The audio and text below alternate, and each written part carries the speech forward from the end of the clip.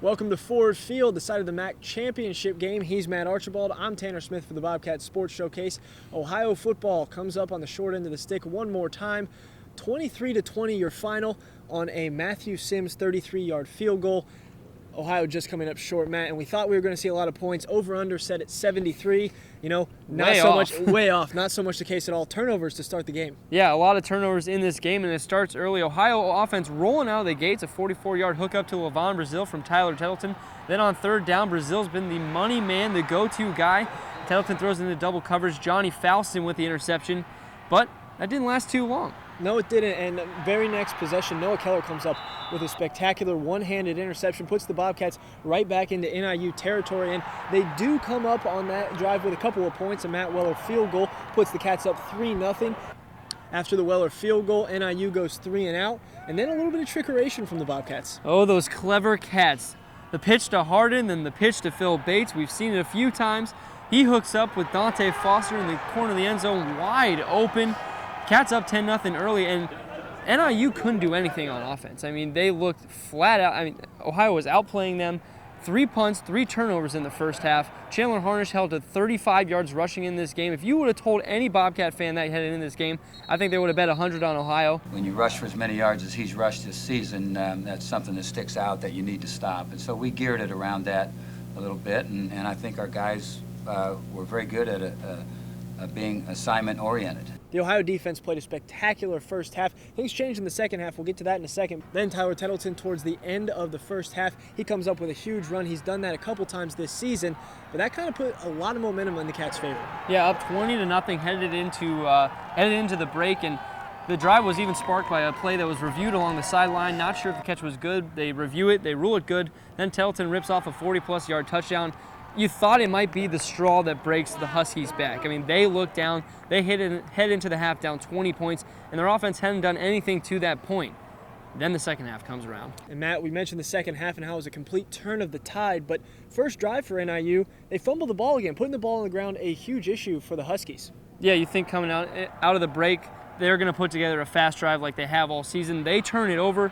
It's looking like all green and white. I mean, it's the same story in the first half as it is in the second half.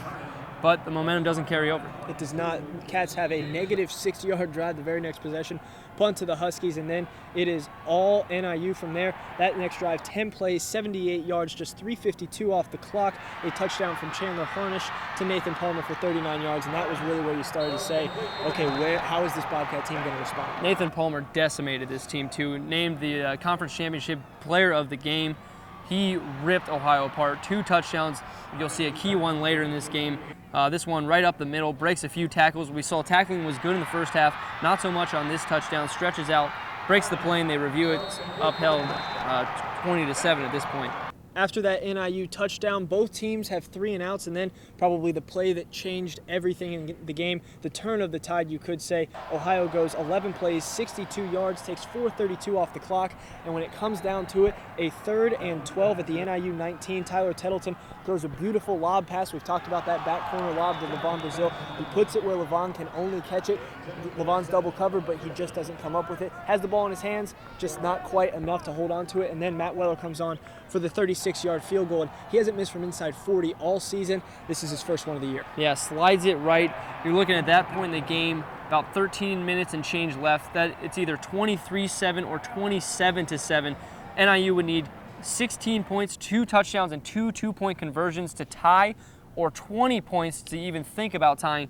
If it's 27-7 at that point, game over. 23-7, very unlikely NIU comes back, but he misses, and it's 20-7. Huge momentum changer. We heard the NIU fans for the first time all game. And after that drive, Chandler Harnish for the first time was saying, we can do this, guys. This is in our hands. And while NIU doesn't come out and score on the next drive, they ended up punting. Ohio comes back, and on a 1st and 10 at the Ohio 25, somewhat of an odd call, a deep pass, and Tyler Tettleton is intercepted by Jimmy Ward at Northern Illinois 37, and that just sets up for a terrible ending for the Bobcats. 4 plays, 63 yards on the next drive, just 1:13 off the clock, and Chandler Harnish is finding Martell Moore for 32 yards and a touchdown. That puts NIU down 7 points, and just all they have to do is make an extra point. They're within 6, and a touchdown wins it for them, but the kicker misses that, so fortunate for Ohio. And after that quick hitter from NIU, well, now they're only down 7, Ohio gets the ball back, but really just misfortune in the way they handled the clock. Yeah, a run play and then 2 incompletions don't really melt any time off the clock. Then it looks like they're going to have to punt, but NIU jumps off sides again. Like I said, they're trying to give this game away. They ended up having to punt right after that.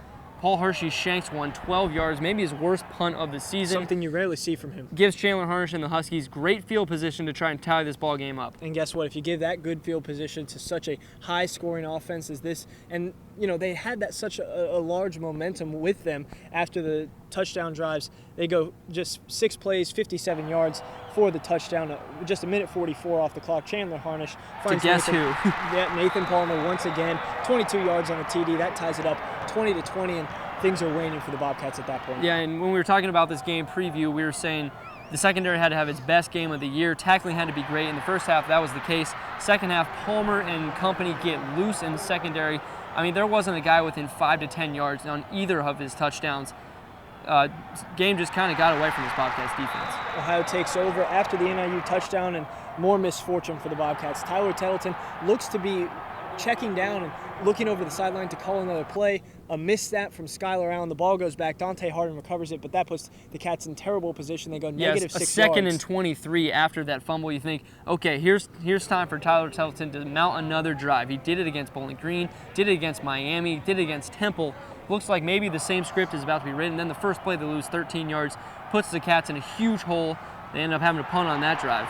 They end up punting, and we all know how this one ends. NIU drives right down the field. Chandler Harnish has a couple excellent passes on that drive, and Matthew Sims knocks it home from 33 yards, despite missing that extra point earlier in the game. So, Matt, a disappointing MAC championship final for the Ohio team, but they still have the bowl game to look forward to.